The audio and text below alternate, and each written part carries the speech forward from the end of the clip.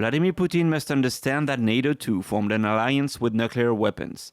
This is what French Minister of Foreign Affairs Jean-Yves Le Drian said last week as a timely answer to Putin's threat to use nuclear force in the current crisis. This escalation in the talks between Russia and France marks a possible change in Putin's strategy. British Defense Secretary Ben Wallace dismissed Putin's threat as a mere distraction on Monday.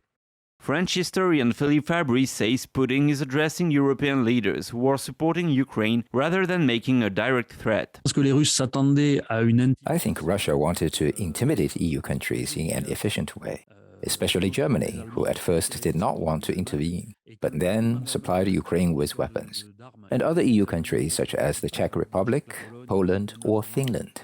It's a signal to say, you're not safe if you are provoking an extension of the conflict. Along with the UK, France is the only country that owns nuclear weapons in Europe, making it the first country that stands in Putin's way on the continent.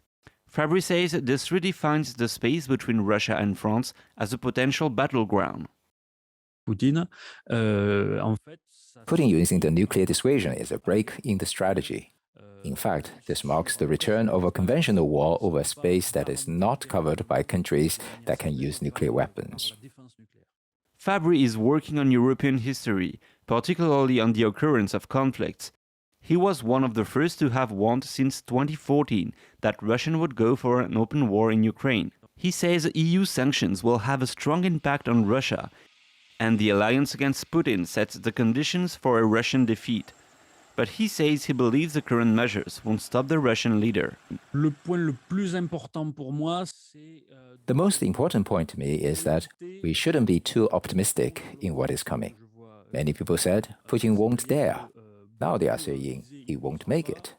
So of course it's important to morally support Ukrainian people, but it's a mistake to think they can win this war. The situation is serious for the West, and the current measures won't be efficient. Fabry says he agrees with US expert Michael Kaufman on a probable intensification of the conflict in the coming days. This might include a progression of the army with much less restraint in the engagement and the use of artillery. David Vives, NTD News, Paris.